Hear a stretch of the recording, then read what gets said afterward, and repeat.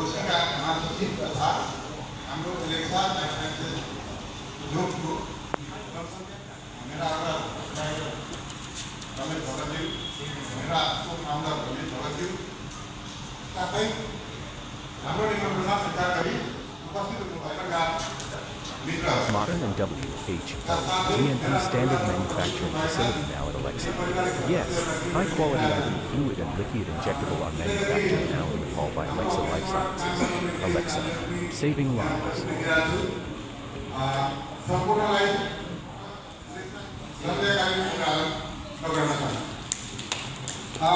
मलाई हाम्रो कम्पनीका मन लाग्यो र यहाँको मन्त्रीबाट कालिम्पोङ गाउँपालिका साबिक भएमा तल्लो हरपुरीको एक सामान्य परिवारमा भएको।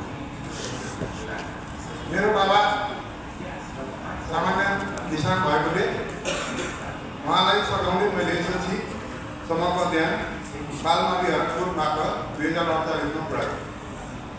त्यस पश्चात उच्च शिक्षाका लागि विराटनगर आएँ। बाबालाई अब एक्लो हुने चिन्ता भए तापनि जेन आइएससीसम्मको अध्ययन खर्च दिए उहाँले मलाई पढाउनु।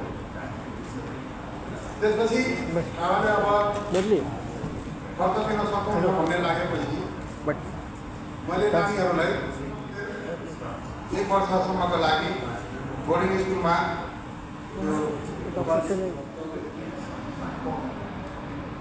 बोर्डिङ स्कुलमा शिक्षक भएर काम गरेँ। 2054 मा भारतको एक कम्पनीमा एमआरको दायित्व हुने मौका पाएँ।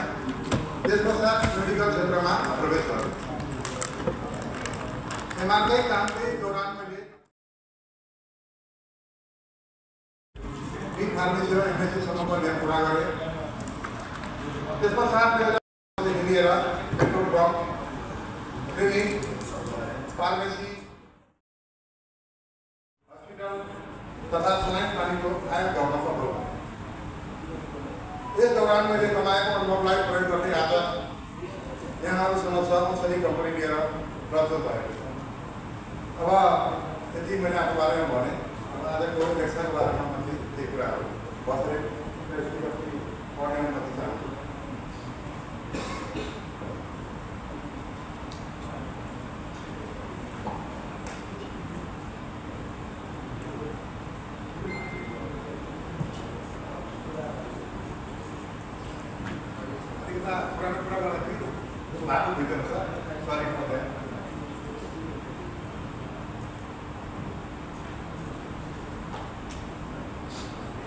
पुनः एकपटक सम्पूर्ण उपस्थिति महानुभावमा नमस्कार।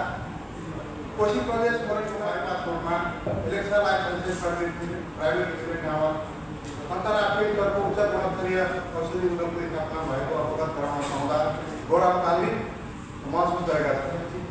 एभरेस्ट बैंक लिमिटेड दुई शाखाको वित्तीय ऋण लगानी रहेको यस उद्योगमा दिनेश ठाकुर स्वर्णकार उहाँ भई तथा रञ्जित भगत सञ्चालक रहेका छन्। उद्योग 100 करोड लगानीमा निर्माण सम्पन्न हुने तय गरिएको छ, जसका पहिलो चरणमा 75 करोड लगानी भइसकेको र पूर्ण रूपले सञ्चालन हुन थप 25 करोड लगानी आवश्यक पर्ने हाम्रो अनुमान छ। विश्व स्वास्थ्य सङ्गठनको कुशल अनुचित उत्पादन अभ्यास तथा विभिन्न अन्तर्राष्ट्रिय मापदण्ड अनुसार अत्याधुनिक प्लान्ट निर्माणको अन्तिम चरणमा छ। प्लान्टमा प्रयोग प्रविधि, उत्पादन पद्धति, प्रणाली तथा उद्योगको उत्पादन बारेमा जानकारी दिन यस पत्रकार सम्मेलनको आयोजना गरेका छौँ। हाम्रो निमन्त्रणा स्वीकार गरी यस कार्यक्रममा सहभागी भइदिनु हुने यहाँहरू सबैलाई हृदयदेखि धन्यवाद दिन चाहन्छु। तमाम कठिनाई बाधा अवरोधका बावजुद हामी उद्योग सञ्चालनको अन्तिम चरणमा पुगेका छौँ।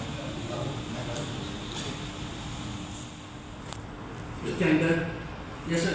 And what are the net implementations from your side to convince the Nepali customer that Nepali medicines are far more better than the Indian medicines? Because if we just go on Nepali medicine, then we are not convinced, and we are not get rid of illness. But we take Indian medicine, whatever the cost or whatever so company is. Yes or no? So we are convinced that it will cure 100%. Yes, sir. So the imbalance between the medicines, how are we going to treat? Yes, sir. And such a scenario, the economic condition is devastating in Nepal. Yes, sir. And you are investing 100 crores. Right. Yes, sir. So what are the plans that will get written, and then we will just make other medicine also, and then we will launch new medicines in coming days. Yes, sir. And as you are from the medicinal background, yes, sir, in order to compete with the Indian company, yes, and to make your medicine acceptable Right. in the government hospitals. Yes, sir. So what are you thinking of treating the employee of the government hospitals, or either you are going to give any commission, Right. furthermore initiative, or what so? What is your marketing strategy? Thank you. Okay. So, मलाई answer गरौँ ठिक छ उहाँले हामीले मनमा उठेको question उहाँले राखिदिनु हो अब मैले मेरो उत्पादन राम्रो छ राम्रो छ राम्रो छ तपाईँको जिज्ञासा होला कसरी राम्रो छ सबैले भन्छ कसैले पनि भन्छ So we have our marketing head here.